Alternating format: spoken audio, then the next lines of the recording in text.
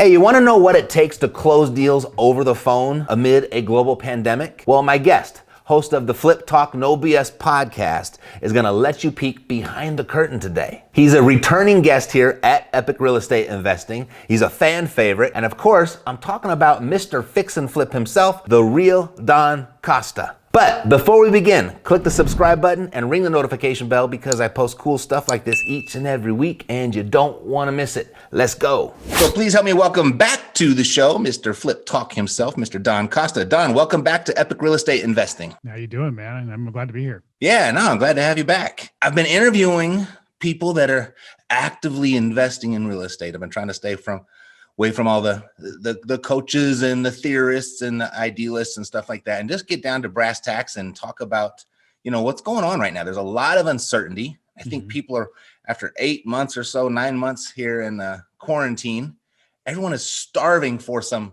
certainty. Bring us up to speed. I guess, what does your business look like right now? So, typically through the last couple of years, we've been heavy rehab. We're about 130-ish rehabs a year and about 60 wholesales a year. We sit around 200 transactions, about 1 million postcards a year. I've been a big postcard guy. Well, obviously COVID's changed some of that. With the impact of COVID in California, every state's a little different, and it's always good to kind of get an understanding of what every state's doing. But with California, we have been the first to lock down. We're still back and forth on lockdowns. The sellers, obviously not knowing what's going to happen, what they're going to do, where they're going to go, our sales cycle kind of changed. It became more of, a longer sales cycle for us. And so I backed off of direct mail because direct mail is kind of costly as an avenue. And I started going heavy into cold calling and text messaging. And really heavy. For the first time, I've been reluctant. I'm the old school guy that has an office. I've been reluctant to do the VAs. This year we hired VAs, and our VAs are our lead managers and follow up at this point in time. And we just really, really scrubbed our database, all the leads that we've generated over the last couple of years.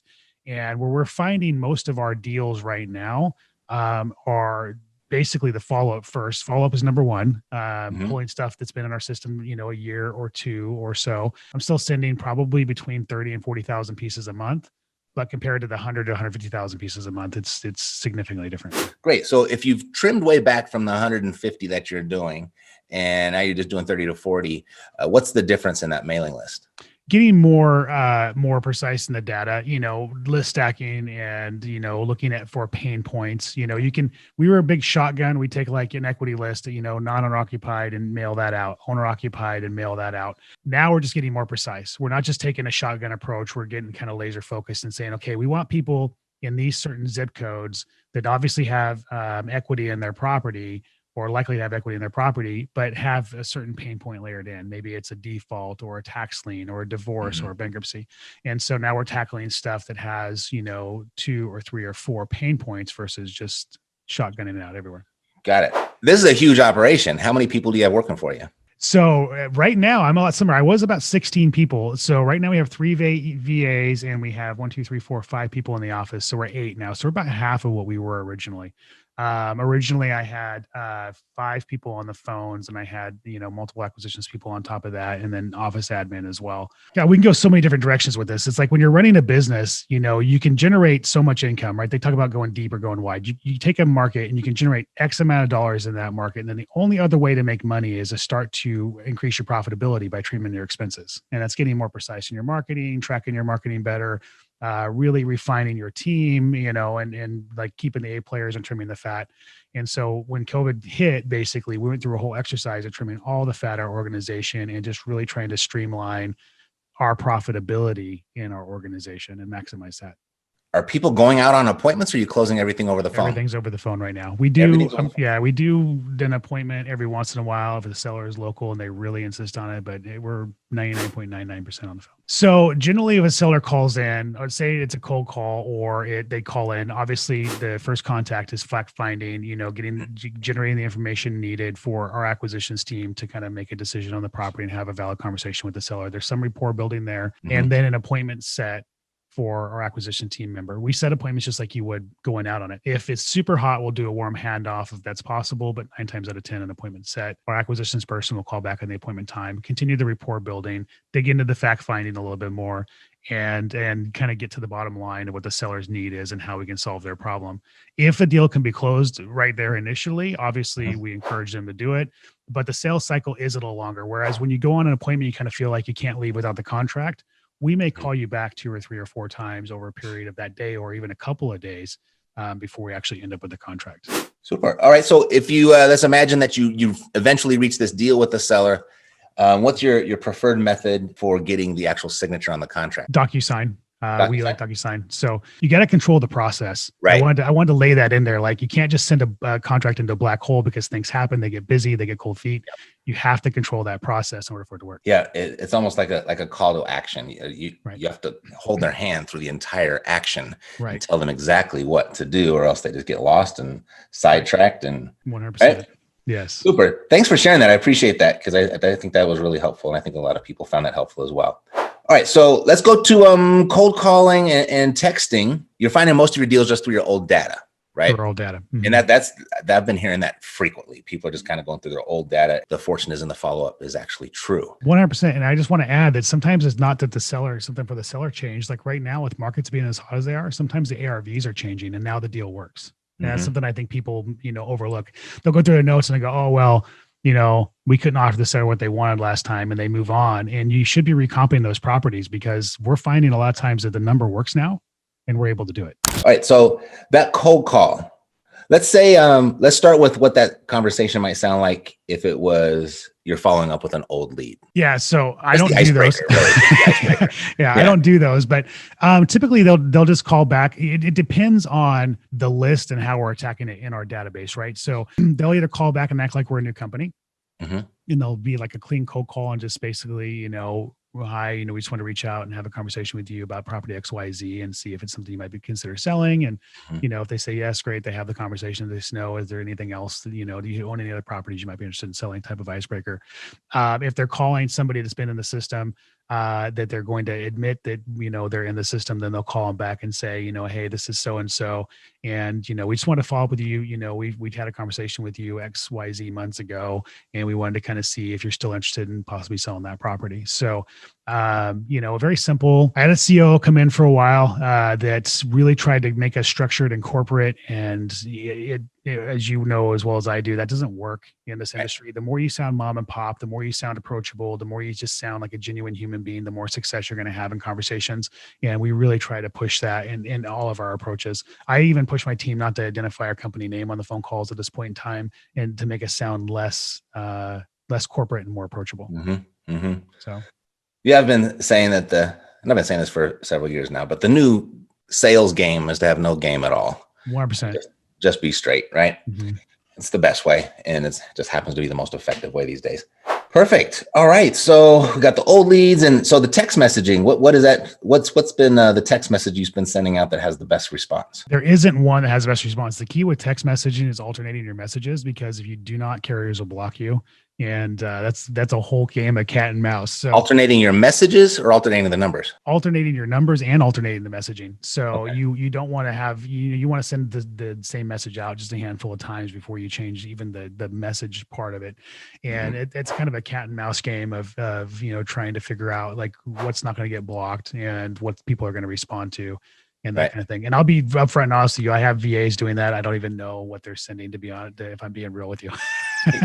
But I do know it's a whole cat and mouse game of alternation and numbers and everything else, just to make sure that they're constantly not getting spammed. So you have the VAs doing this. They're doing the initiating of the contact, or they are taking, but they're also taking in that first call as well. Yeah. So depending on where we're at in our day and how busy the rest of the team is, they're ideally the ones that are going to be handling the first calls. If my acquisitions managers are available and a call comes in, they'll definitely grab a call. But primarily the VAs are the first point in contact. They're the ones reaching out as far as the text messaging goes. And the second they get somebody on the hook, they turn them over to the acquisitions team.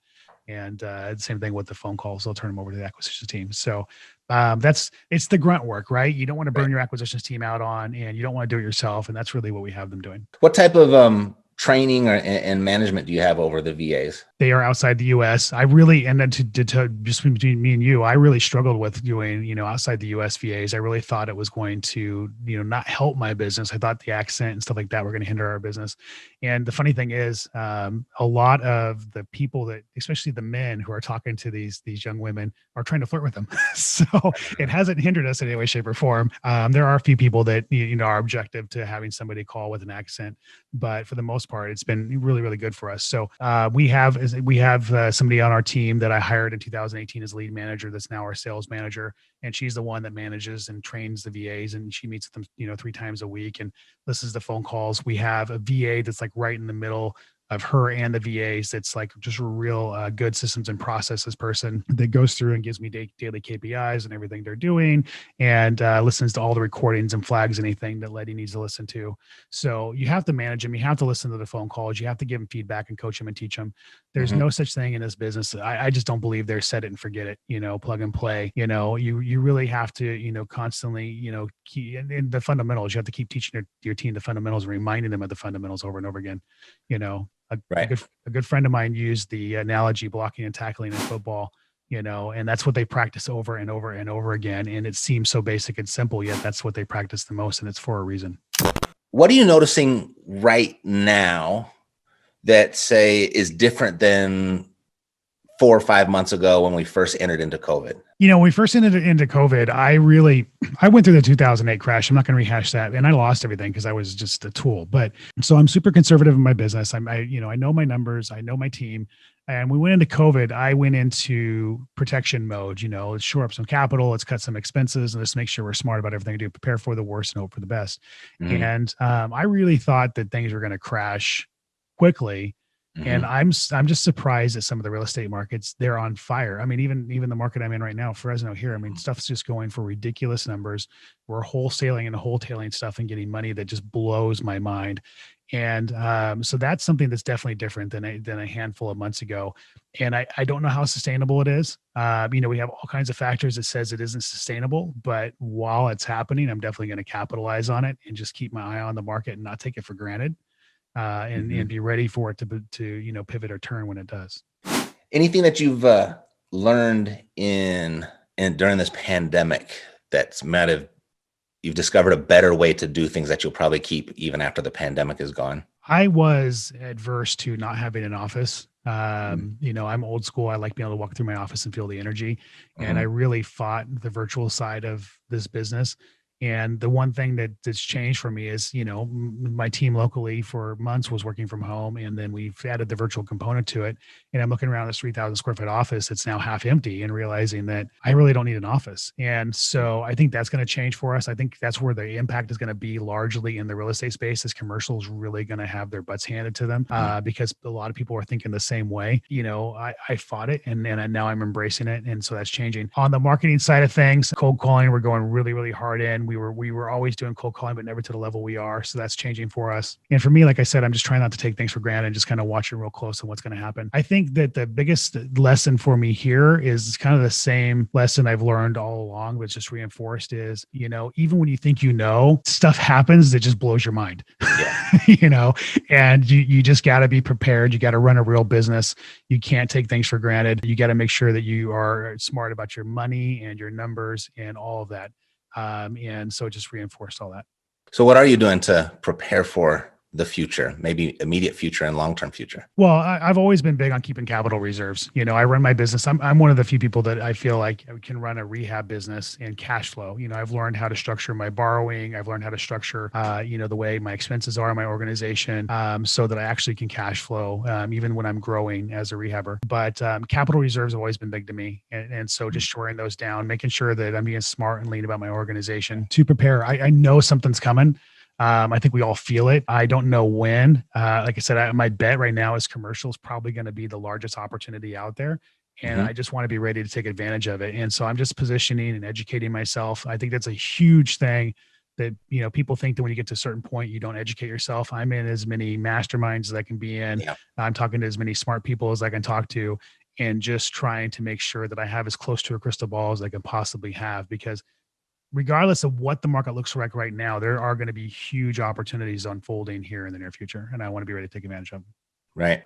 You said you see there's going to be a lot of opportunity coming up. What opportunities do you see, and how soon do you think they'll be here? I think I really in my bones feel like commercial is going to be where the opportunities are at. I mean, so many businesses are realizing that the virtual thing, I don't think it was going virtual that was the issue. I think it was whether or not they believed there was technology to support it, right? With Zoom and all the apps and everything else and the social aspect of things, the technology is there to support virtual offices in a way that you can make them almost feel like a real office and have the accountability you need and so on and so forth. So I think a lot of businesses have been forced to realize that through COVID, and that's going to change the commercial landscape significantly.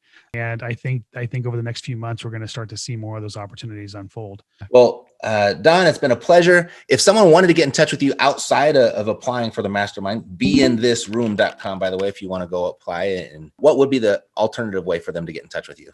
Yeah, they can always email me at don@fliptalk.com. I do respond to that. And you can find me on Instagram at @TheRealDonCosta. Don Costa. And I'm all over Facebook. You are the real Don Costa? Yeah, you'll find me on Instagram at @TheRealDon Costa. So awesome. It's a pleasure, Don. Let's stay in touch. Let's do this again, and best of luck to you. 100%, buddy. I appreciate it. All right, take care. What did you find most compelling? What'd you learn? Well, let me know in the comments below. And who do you know that may also find this valuable? When their name comes to mind, please share it with them. See you next time. Thanks for watching.